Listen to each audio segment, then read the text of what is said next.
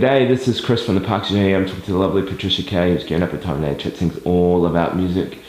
I first met her, we came across on Twitter, we have mutual friends of common in Pasadena, and she's getting up at time now, chat about all things music, so we shall begin. So how did you get into music? How was your start into music? Well, very good question, Chris. Probably like a lot of artists, I grew up with a bit of a musical family, so my dad and my grandfather, they play harmonica in a bunch of bush music bands within Australia. So as little kids, we got dragged around to a bunch of folk festivals, and my dad would lovingly take us out busking in the streets of Sydney, and he'd be there playing his harmonica, and we'd be there, you know, with a tambourine, or I think they call them lagerphones. Mm-hmm. So we got a lot of influence, I guess, as kids due to that. So yeah, and then I guess when I got into high school, I hadn't really heard of any other sort of music apart from, you know, very traditional Australian folk music. Got exposed to the Spice Girls and mainstream pop, and then just my love affair kind of grew from there. So how did you, growing up in your background, how did that inspire you to get into the kind of music you're doing now? Just because we were constantly surrounded by music, it was just kind of an everyday part of life. So it's used as a way to express yourself. You know, if you're feeling sad, then, you know, play a song, or, you know, at celebrations, you know, my dad would get out the harmonica. So I don't know, it's literally just a deep embedded way of life. So yeah. So how does a song start for you as an artist? Songs definitely start from like a powerful emotion. So, you know, whether I'm watching TV or whether I've had an experience myself or a friend's had an experience, I'll just, emotionally feel something within me, and it'll make me just want to write something about it. So that's, inspiration. So is that where your inspiration comes from? Yeah, it definitely comes from people around me and myself, and a common theme within my music that I like to explore is human emotion and psychology. So do you, as an artist, do you have moments where you just can't write, or you can't just do what you're doing and you need to take a break and do something else? Very good question. If I've been going at it, so when I'm traditionally writing, I might, you know, it'll start off with, you know, just an instant idea, and then 10 hours later, I'm still going at it. And when the initial idea is down, then that's fine. But I do production as well, so I get into all the post-editing, and that's probably the stage where I just need to stop, go eat and drink, and you know, do some normal humanly things outside of my artistic world. So that's usually the actual writing part. It'll just keep on flowing until it's done. Then as soon as it gets into that production, it then begins to feel a little bit monotonous, and I need a breather. So how does being like you produce your own music? How does that work in with what you're doing? So like you produce your own music at the moment. So do you ever get like outside of feedback and comments? Or I do, for sure. I think it's a really fantastically powerful thing to be able to produce your own music, because then you aren't always relying on other external producers to shape your sound. You get a very big part to play in creating this product. And so at the same time, however, it does help to have other producers and other people to have a look at your music and see if they can, you know, improve on it. Third person perspective, I think, is super powerful as well. So with my own music, I worked with a fantastic co-songwriter and producer, Adam Wilson from Sydney, and he's just fantastic to, you know, I'll come up with an idea and then bounce it off to him, and then he'll do some production, send it back to me, I'll do some production, and I guess by having that second person to bounce things off, you grow this, you know, this beautiful thing. So how has, you know, the internet helped you as an artist? And like obviously you're working for a guy from Sydney, so fantastic. So me and Adam, I used to be from Sydney, and then due to a few family issues and work, I ended up moving to Melbourne here by myself.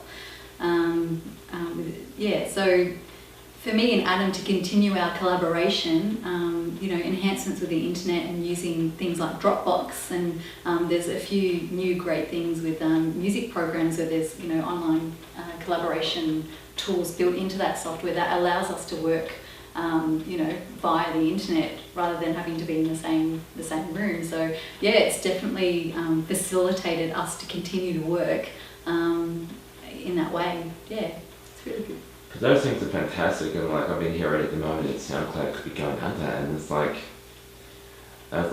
these tools come and go, and so you think Dropbox has been useful for you, and like the same was saying that, so do you think Facebook has helped you as an artist? Yeah, Facebook and YouTube and all those social media sites have just really gotten into Snapchat. Super addictive.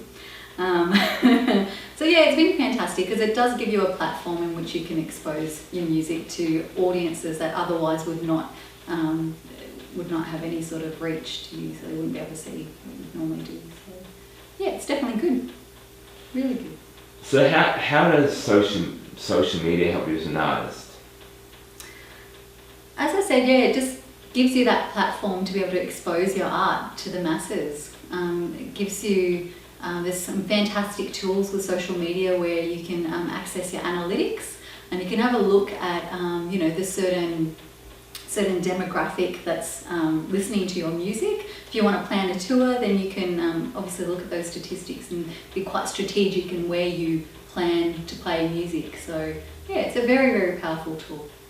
So how important is it to you, like you've been obviously gigging a while, and how important is it to you to play the right shows and not overkill your fan base, where a lot of bands, they just want to gig a gig, and then when they do gig a gig, they start seeing the numbers dropping up. So how important is playing the right shows? Well, it's very, from my perspective, just with my experience and my genre of music, so I do electronic pop music, and I do notice a lot. It can be quite difficult finding other electronic pop acts, and also finding that live audience within Melbourne to kind of support that local live audience. Traditionally, you find a lot of folk and rock bands, I'm actually not afraid to admit this, but I'm still kind of finding my grounds in Melbourne and working out what venues are good for our sort of music. So it's definitely important. Once I work it out, it will certainly be very important to find the right venues. Obviously, it is great to practice, to have those gigs where, purely you can practice, whether it's 2 people in the room or 100. It's all, in the beginning, it's all valuable experience. So we're going to diverse a little bit. There's come back to social media. So as an artist, when you're promoting your music and you're using social media, how do you find the balance of, you're promoting your music as well as posting the crap to keep the fans engaged with random stuff? So like you might put a post of a kitty dancing, and then you maybe keep posting like, I'm touring Victoria, I'm touring Sydney. Yeah, that's an interesting one, and I don't proclaim to be any sort of social media expert. But yeah, I have read where it should be about 10% of posts to do with promoting yourself, and 90% should be, some other fun stuff, whether you're, promoting other friends' bands, or, you're engaging in the community in a bit of a selfless way. Yeah. So that's the figures I've heard, and I kind of try to follow that rule. I don't want to just bombard fans with, I'm doing this, I'm doing this, I'm doing that. Your fans just, stop doing that, or if it could keep yeah, exactly. Probably had enough. They probably hear it from, everyone else too. So yeah, I think it's just important to be able to engage and also find common grounds and find things that other people are interested in as well, and share that. So how do you feel about, like, this weekend, I believe in Sydney, they're going to have a big protest about the lockouts. How do you feel what's happening in Sydney at the moment, because you're from there, and how do you think that will affect if you want to go play in Sydney when these venues, they have to shut up at a certain time because of... Yeah, look, to be honest, I don't know enough information behind it all to comment on it, but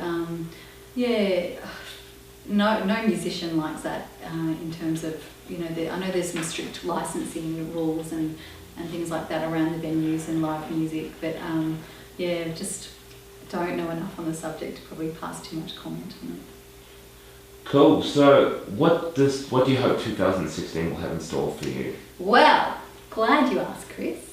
We've got a few projects happening. So obviously in August I released my first single, and we've got 3 other singles on their way. So we're doing a single by single release rather than doing an EP. So it's a conscious decision I've made due to the way the industry is, and you know, we've heard debates and the points of views where albums are dead, and you know, it's just, I don't know, as an artist I'm just happy to do a bit of a single by single release. So I've got those 3 singles coming up, which I'm actually currently working on the video for one of them.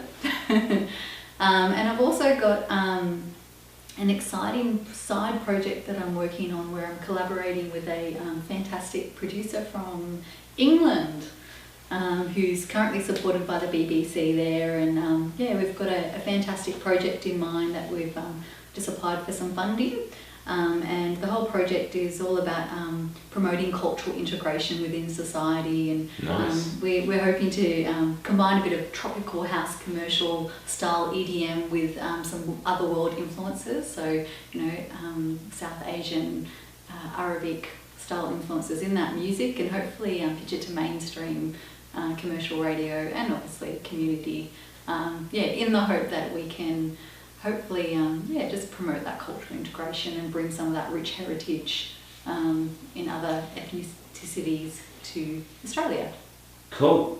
Yeah. So, I've got a couple more questions for you. Sure. If you could put the ultimate lineup together, who would be on the bill? Oh, Imogen Heap. I love Imogen Heap. She would be the singer. Who else? Love Sia. Kate Miller-Heidke.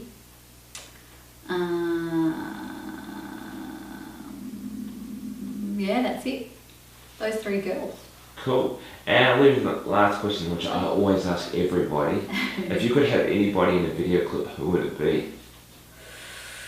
These are hard questions.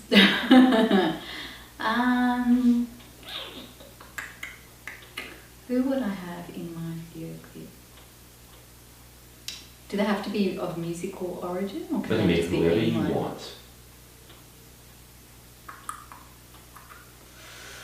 Oh, I'm getting choice overload right now. There's multiple characters popping in my head. Oh, ooh. It'd have to be Michael Jackson.